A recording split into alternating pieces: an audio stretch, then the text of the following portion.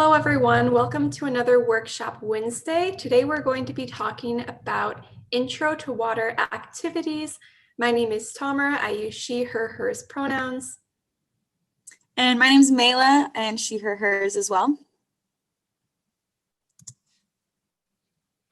So what we're covering today is the best boating spots around Oregon, different types of water, water activities, personal flotation devices and safety, what to bring on your water adventure, as well as an overview of renting with the outdoor program. Sweet. So to get us started off, I'm going to kind of just talk about the distinction between Flatwater and Whitewater for the trips that you're going on. So Flatwater is classified as calm water without any fast currents or rapids. So that's going to be like any slow moving river or lake. And those are great options for longer distance exploring or just a nice leisurely day. I'll be going over recommendations for spots here in just a second. And then when we have Whitewater, that's kind of the opposite, right? That's going to be the really fast, strong moving water with rapids. And that's usually in the narrower sections of rivers, which kind of channels the water like that. And then I have a photo over here that goes through the different classes of rapids, and that's going to be really pertinent when you're rafting or whitewater kayaking. You can kind of read through this on your own, but essentially class 1 is super mellow, and then they just kind of get more intense from there, with class 5 having some definite risks involved. And then for some recommendations of spots, I split these into Flatwater and Whitewater as well. So Flatwater, we have Scappoose Bay, Hag Lake. There's lots of lakes up on the Mount Hood area. We have Trillium Lake, Clear Lake, Timothy. Lots of those have great views of Mount Hood as well. We have the Willamette River right here in town. If you're looking for something really close by, you can just take your kayak down to the river. We have Salvies Island, and then the Sandy River is a little bit faster moving, probably has like class 1 rapids, but definitely still pretty mellow. And then for Whitewater, we have lots of good rivers in Oregon and Washington area. We have the Deschutes River in Central Oregon, the Clackamas, which is pretty close to us. The White Salmon is up in Washington, and then the Rogue River in Southern Oregon. Those are all great spots for whitewater rafting and activities. And then, yeah, we're going to go into more detail about these kind of 3 types of water activities here in a second. So we're going to talk about stand-up paddleboarding, kayaking, and rafting. Okay, so first we're going to cover stand-up paddleboarding. There are 2 different types of paddleboards. The first one is inflatable, and then there is non-inflatable. Non-inflatable is also called hardboard. At the outdoor program, we have the inflatable paddleboards, and I believe in the picture, this looks like it's a hardboard. So we have a couple of different sizes. We have like an 11-foot, and then we have like a 10.5-foot paddleboard. So paddleboards are usually for like leisure paddling. Inflatable stand-up paddleboards are definitely much better because of these advantages. Like they're a lot more durable, portable, you can roll it up, carry it with you somewhere in a bag. They're a little bit lighter, versatility, also injury prevention. So if you fall on the board, it's going to be a lot softer of a surface versus if you fell on like a non-inflatable board, right? And they're also called an epoxy paddleboard. Not sure if I'm saying that correctly. And like I said, don't hurt as much when you fall. And there are a lot of places that you can take your inflatable paddleboard, like Flatwater, small waves, maybe class 1, can even be used in Whitewater depending on the model that you have. And SUP surfing, more intense activities is when you would want to bring the hardboard. So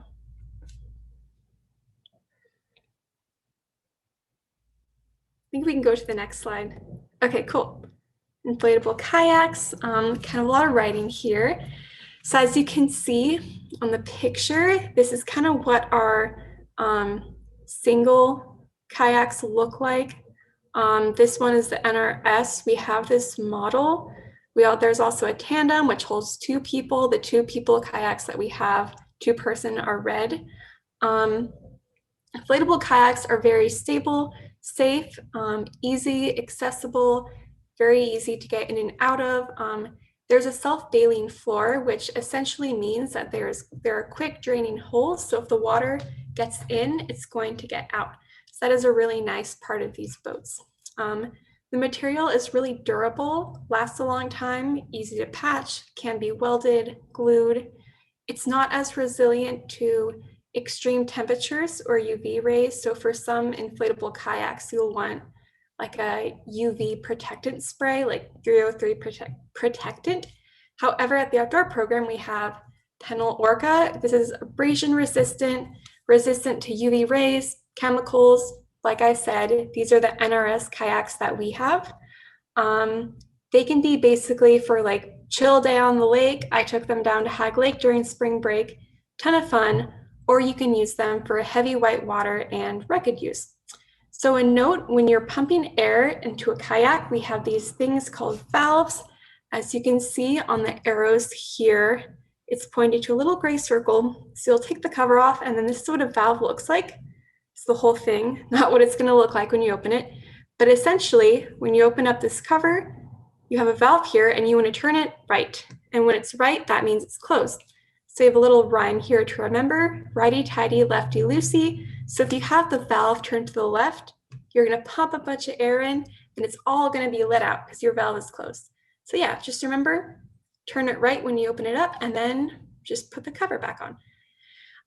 So another thing to remember about inflatable kayaks, they do not go as straight as sea kayaks. So it's really best if transportation is an issue or for a shorter distance trip, like going on a lake versus paddling down the Willamette.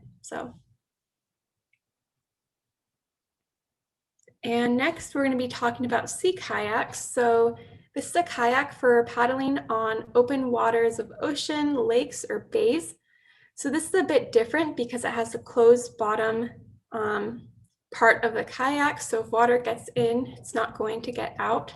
So it is not self-bailing. Supplies can be stored in the boat and kept dry. We also have dry bags that you can rent out to keep your supplies dry. This is also for flatwater exploring. As you can see, it's a very tall, pointy, and slim kayak. So it's really good for going in a straight line and goes straight really well for long distances as well. There's an internal cockpit to sit in. You can see this person is kind of in it.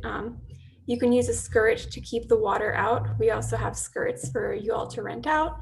There are hatches for gear, and the hatch here is just the gray circle in front of and behind the person, and those open up to put your gear in. So they also come with a car kit to transport on top of your car. So nice and convenient. Sweet. And then I'm going to talk a little bit about whitewater kayaks, which are going to be somewhat similar to sea kayaks because of the material they're made out of. They're going to be a hard-shelled boat, but they're a lot shorter. So these ones are really built to be carried by water to get the direction. If you're in just like flat water and a lake, you will not be able to go straight in a whitewater kayak. So they're really built for crushing rapids, as you can see. And then with these, like we talked about with the sea kayak, they also have an internal cockpit. You'll have float bags in one or both ends of the boat as well. So there's not going to be as much room for gear. And then you'll also be wearing a skirt, like we mentioned before. And with the skirt, it can be important that you know how to exit the boat safely. If you are to flip, you're gonna need to pull that skirt off so you can safely get out of the boat, or you're gonna need to know how to roll yourself back over. So it's definitely best to have some prior experience going into whitewater kayaking, just because some of the skills needed and the risks involved. But it's a super fun sport. see if I can, there we go. So another whitewater activity is rafting. And first I'm going to talk about paddle rafts, which are really great for just day rafting trips. Again, these are some of those rivers that we have close by. This is actually a picture on the Deschutes River of a raft there. And obviously these are inflatable, so you can transport them deflated, or you can inflate them before and put them on a trailer. If you're pumping them up with the hand pump, it can take quite a while because they're big boats, so you can kind of just plan accordingly for that. They have the same valve system as the inflatable kayaks, so you can see them here on these thwarts and the side tubes. And again, you're just gonna push down the little spring in the valve and twist it to open and close it. And then, yeah, so as far as just kind of some of the anatomy of the boat, you can see there's kind of a big side tube that goes all the way around. And then in the middle of the boat, we have these gray thwarts. And thwarts are not seats, which is what they are commonly thought to be, but they're actually mainly to provide structure to the boat as you're going through rapids. And you want to sit crack to crack, as we like to say. So you want to sit half on the thwart and half on the side tube. And that's going to allow you to really reach the water most effectively with your paddle. And just, yeah, best way to sit, crack to crack. And you can tuck your feet underneath the thwart in front of you, and that'll help you stay in the boat easier. I also wanted to mention the paddles here, which are definitely a little different than kayak paddles. If anything, they're more similar to the paddle you're going to have when you're stand-up paddleboarding. They both have these T-grips here at the top. And with rafting, it's really important that everybody in the boat is always holding on to those T-grips, because that's one of the most dangerous things in the boat, is just hitting other people with the paddles on accident. So basically the whole time you're rafting, you want to be holding on to that T-grip, because I'd rather get a hand to the face even than a big piece of plastic to break my teeth. And then if you're renting a raft from us and you're doing a trip on a river, you're also going to want to think about setting up your shuttle. So you'll need to bring 2 cars so that you can drive down and drop one at the takeout and then go back to the put in, so that you'll have a way back and forth after your trip. And this is another activity that is best to have some experience. Certain rivers are definitely more beginner friendly. I would say the Deschutes is a pretty beginner friendly section, but you can also always go on a guided trip, which is a great option. And the boats that we rent out at the outdoor program are going to be a little smaller than this picture I have. They're 14-foot air boats. So they'll have 3 thwarts instead of 4.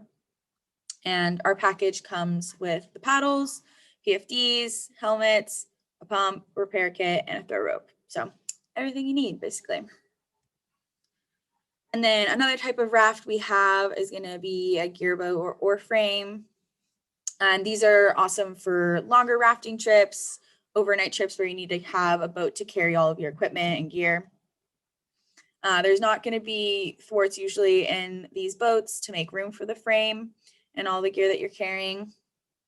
And it's going to be controlled by 2 oars and 1 person rather than a bunch of paddlers, which you can see in this photo. And the boats that we have are 16-foot airboats, so they're quite a bit bigger. And the package will come with the dry boxes, which will be your seats and storage, coolers for food, a gear net to hold everything down, cam straps, the oars themselves, and the oar locks, which are what connect to your frame to hold the oars, a repair kit, and a throw rope as well.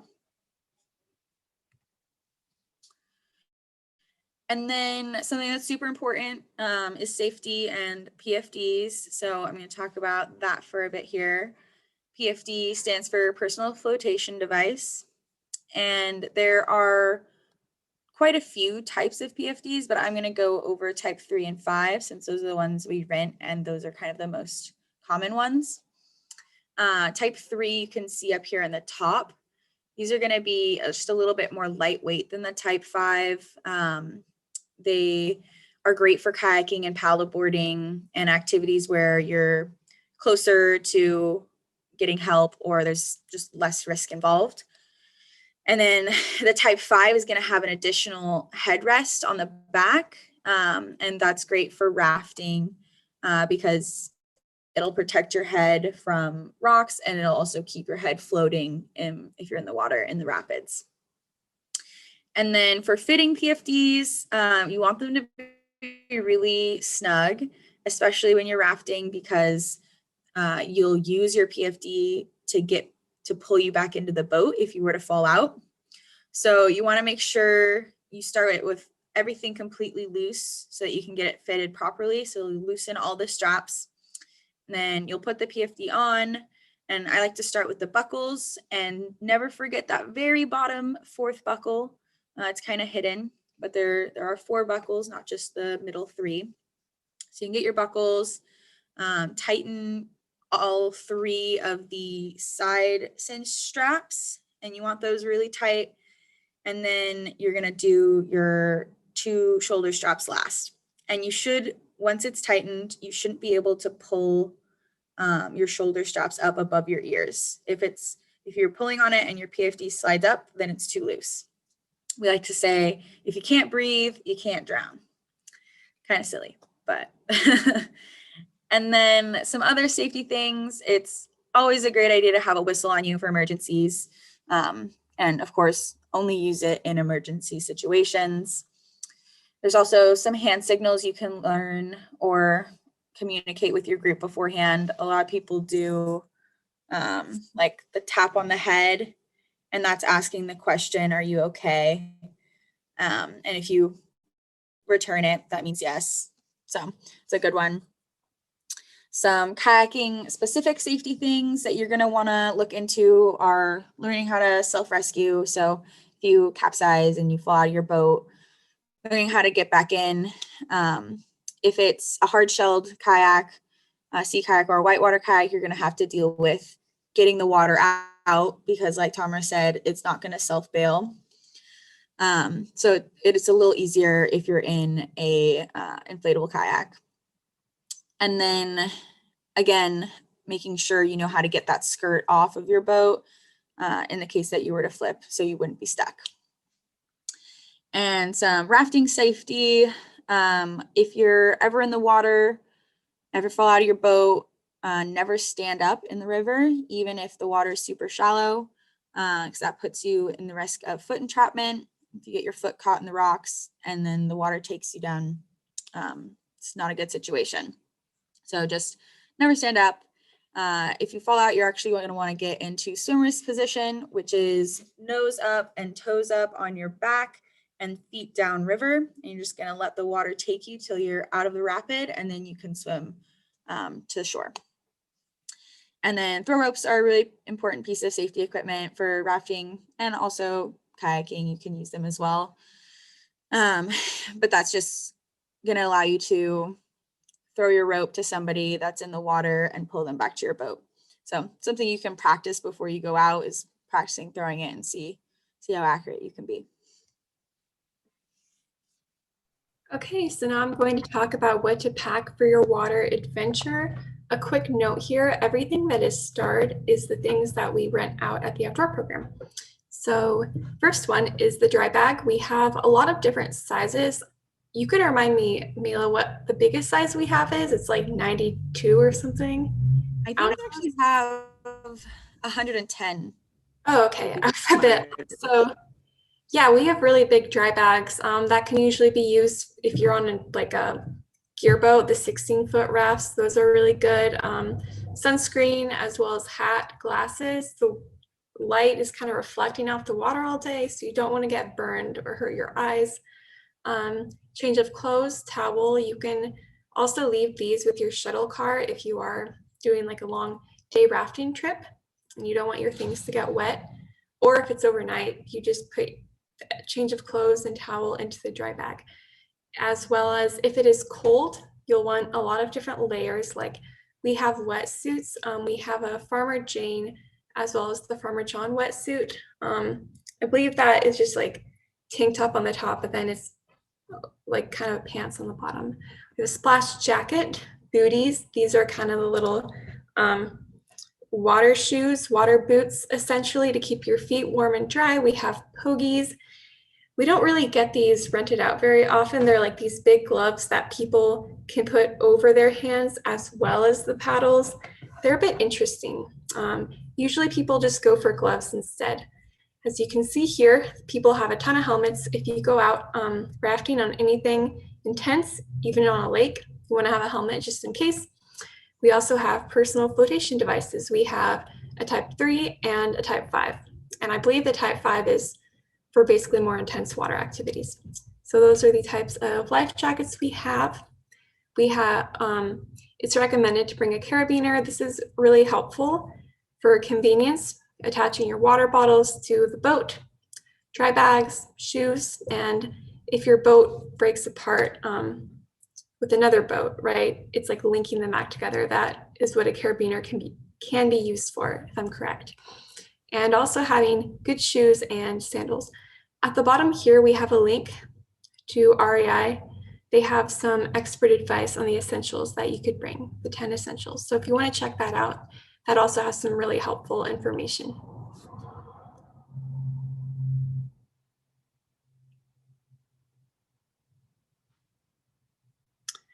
So just to go over the basics of renting from the outdoor program, like you saw, we have a ton of different options, a lot of people here who know different things and can help you, right? If you want to go on a rafting trip, kayaking, etc., paddleboarding, there's a lot of options. So the prices and policies, we have really, really good prices compared to other places around Portland. You don't have to be a student to rent from us. You can just be someone from the public. We have a base rate of 4 days. So if you get something, the minimum amount you can have it is 4 days. The boat prices range from $30 to $110. This price is for members. For non-members, ranges from $60 to $250. So for example, the 16-foot raft is $250 for 4 days. It's a really big raft and it comes with a ton of different things. And like I said in the previous slide, you can get different wetsuit things, Farmer John, Jane, personal flotation devices, splash jackets, booties, gloves, pogies. We have a link here that's going to lead you to all the different rental gear that we offer. So we are open 2 to 6 on Monday, Tuesday, Thursdays, and Fridays. You can make a reservation up to a week in advance, and you can give us a call to make a reservation or just stop by, ask questions, say hi. Thank you so much, everyone, for watching. This is kind of the end of the presentation. Again, contact us with any questions you have. Our Instagram is @PSU_ODP. Call 503-725-5668. You can email odp@pdx.edu, or you can email eqc@pdx.edu. And thank you